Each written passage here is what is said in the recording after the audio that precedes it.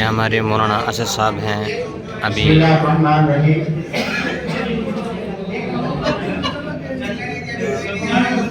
Group number 7 کو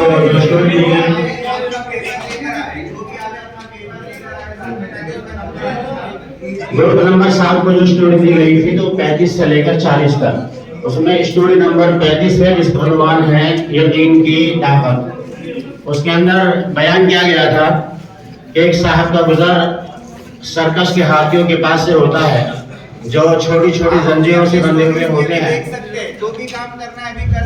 تو وہ آدمی یہ سوچتا ہے، یہ خیال کرتا ہے یہ ہاتھی اتنے بڑے طاقتور ہیں اور چھوٹی چھوٹی زنجیروں سے بندھے ہوئے ہیں، کیوں یہ ہاتھی اپنی زنجیروں کو توڑ کر بھاگ نہیں جاتے؟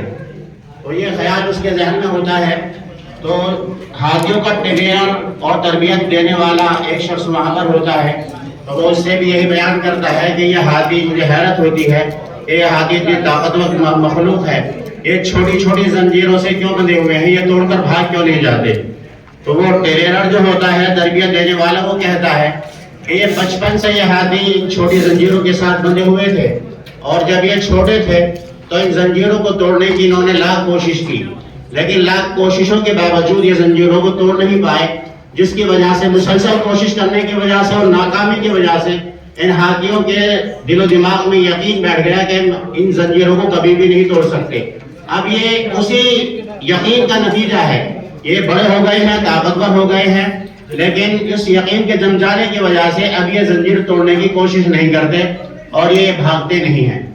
تو اس اسٹوری سے یہ نتیجہ نکلتا ہے کہ یقین کی دولت اور طاقت جو ہوتی ہے وہ بڑی نعمت ہے۔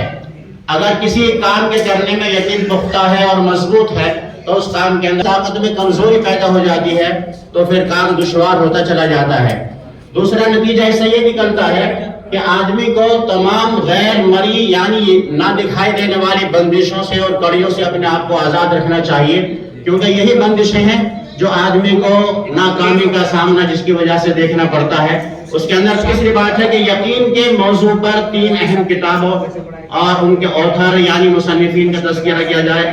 پہلی کتاب ہے ناقابل یقین سچائیاں، جس کے مصنف ہیں محمد طاہر نقاش اور دارالابلاغ لکھنؤ سے یہ شائع ہوئی ہے۔ دوسری کتاب ہے ناقابل یقین سچے واقعات، یہ محمد انور ابن اختر کی ہے اور ادارہ اشاعت اسلام کراچی سے یہ شائع ہوئی ہے۔ تیسری کتاب ہے اللہ کی عبادت یقین کے ساتھ، اس کے مصنف ہیں محمد ابن المناور اور المکتب التعاونی سے یہ شائع ہوئی ہے۔ السلام علیکم ورحمۃ اللہ وبرکاتہ۔ شکریہ۔